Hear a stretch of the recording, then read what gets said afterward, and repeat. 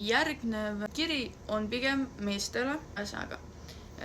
Mees ütleb, et kuidas te saite üle, kuidas ma ütlen, vahekorra astumise probleemist. Nimelt, mul ei ole nauditavat vahekorda oma partneriga ja miski nagu minuga ei tööta.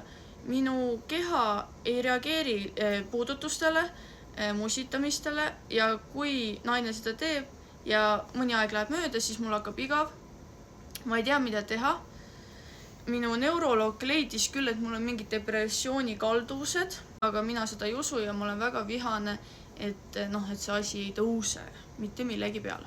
Kuna minul seda võmpa ei ole, siis äkki oskad sina öelda? Mina isiklikult depressiooni ei usu, aga mina arvan, et sellel mehel lihtsalt ei eruta selline puudutus ja isegi ka käega ja võib-olla suuga, ta on kindlasti mingisugune oma kiiks, kuna selles loos ei ole öeldud, mis kiiks tal on, vaid ta ei tea. Aga mina oskan öelda, et sellest, kui mul oleks selline probleem, siis ilmselt mulle meeldiks mingi muu asi, mingi, ma ei tea, mitmekesi või mingi suur party, bla bla bla, mingi siuke asi. Mina eeldan, et sellel mehel on siuke asi, sest et saab niimoodi olla, et ei eruta naise puudutus, asjad ja kui naine puutub, mängib, on ja väga erutab. Siis mina oskangi ainult seda öelda, et võib-olla ta on ka gei, võib-olla ta ei tea seda.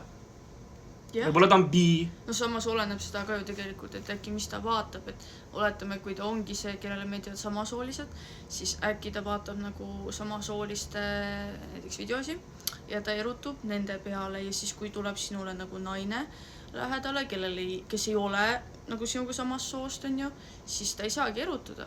Võib-olla talle meeldivad naised, kellel on võmp. Jah, me ei tea ju, mis tänapäeval on igast asjad ju võimalikud, et oleneb ju. Aga ta ei ole sellest kindlasti rääkinud oma kaaslasega. Ei peakski rääkima, sest et sellised asjad taasiselt ei parane. Võib-olla paraneb, kui hästi kokku võtta. Kui väga tahta, siis paraneb küll.